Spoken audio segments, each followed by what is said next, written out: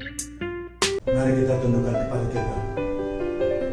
Puji syukur kami naikkan di hadapan Tuhan sebagai ungkapan rasa terima kasih kami Tuhan atas semua kebaikan Tuhan, atas pemeliharaan Tuhan sepanjang hari ini Tuhan.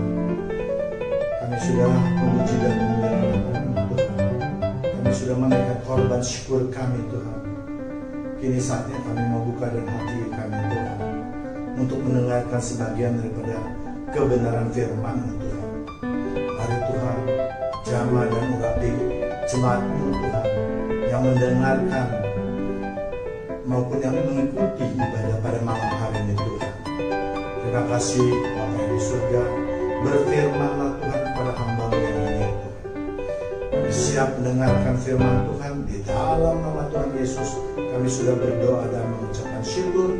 Mari sama-sama kita katakan amin. Shalom, selamat berjumpa kembali dengan saya pada kesempatan yang baik ini. Dan pada hari ini kita akan memasuki sesi yang keempat yang saya beri judul, yang terakhir tentunya yang saya beri judul mengenai hubungan antara iman dan mukjizat. Banyak orang Kristen yang menganggap bahwa adanya mukjizat itu maka berarti bisa meningkatkan iman daripada orang Kristen. Pernyataan tersebut tentu tidak salah sepenuhnya, namun juga tidak benar seluruhnya.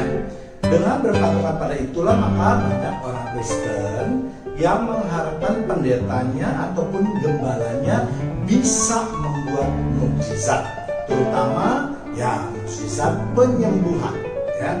Yang menjadi pertanyaan adalah apakah benar ada hubungan yang cukup erat antara iman dan mukjizat? Jawabannya tentu saja ada karena dalam setiap mukjizat iman percaya orang-orang yang melihatnya pasti juga akan naik. Misalnya dalam peristiwa Lazarus yang kita lihat di Yohanes 11 ayat 48. Apabila kita biarkan dia, maka semua orang akan percaya kepadanya. Dan orang-orang Roma akan datang dan akan merampas tempat suci kita serta bangsa kita. Jadi dalam ayat tadi dijelaskan bahwa kalau Yesus terus-menerus membuat mukjizat, di mana orang Farisi dan ahli Taurat tidak dapat membuat mukjizat, maka mereka khawatir akan makin banyak orang yang percaya kepada Yesus adalah sebagai Sang Mesias. Tetapi dalam melihat suatu mukjizat tentu ada dua kemungkinannya, yaitu mukjizat yang berasal daripada Allah dan mukjizat yang berasal daripada si jahat. Karena si jahat juga bisa membuat mukjizat. Untuk itulah maka kita sebagai umat Allah harus berhati-hati dalam menaruh kepercayaan kita terhadap terjadinya suatu mukjizat. Kita lihat di Keluaran 7 ayat 11. Kemudian Firaun pun memanggil orang-orang berilmu dan ahli-ahli sihir, dan mereka pun ahli-ahli Mesir itu membuat yang demikian juga dengan ilmu mantra mereka. Jadi kita janganlah terlalu yakin dan percaya bahwa setiap mukjizat yang dinyatakan itu pasti berasal dari Allah. Namun satu hal yang pasti yang harus menjadi pegangan kita, bahwa mukjizat Allah itu pasti jauh lebih hebat daripada mukjizat yang diperbuat oleh si jahat. Keluaran 7 ayat 12. Masing-masing mereka melemparkan tongkatnya, dan tongkat-tongkat itu menjadi ular, tetapi tongkat Harun menelan tongkat-tongkat mereka. Dan satu hal lagi adalah kemampuan si jahat untuk melakukan mukjizat, sangat terbatas, sebab mukjizat yang dibuat Tuhan kita tidak terbatas. Keluaran 8 ayat 18, para ahli itu pun membuat yang demikian juga dengan ilmu-ilmu mantranya untuk mengadakan nyamuk-nyamuk, tetapi mereka tidak dapat. Demikianlah nyamuk-nyamuk itu hingga pada manusia dan pada binatang. Memang mengandalkan mukjizat dalam iman adalah kurang tepat, karena kalau itu yang menjadi landasan iman kita, maka iman kita itu cepat goyah ketika tidak terjadi mukjizat lagi. Apalagi pada zaman sekarang ya, di mana mukjizat sudah amat langka atau amat jarang terjadi. Bukan karena kuasa Tuhan yang semakin lemah, tetapi justru kehidupan manusia yang bertambah jahat, sehingga mukjizat itu makin jarang dinyatakan ya. Sehingga kuasa Tuhan pun akhirnya makin menjauhi umatnya, seperti yang dialami oleh bangsa Israel ketika mereka mulai menjauhkan hidup mereka dari Tuhan.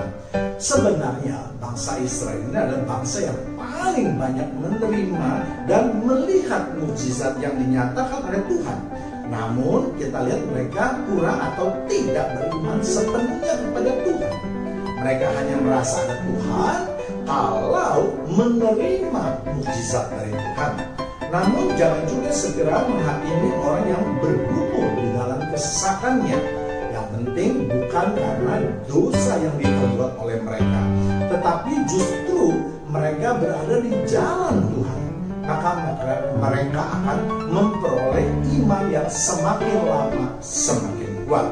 2 Timotius 3 ayat 12. Memang setiap orang yang hidup beribadah di dalam Kristus Yesus akan menderita aniaya.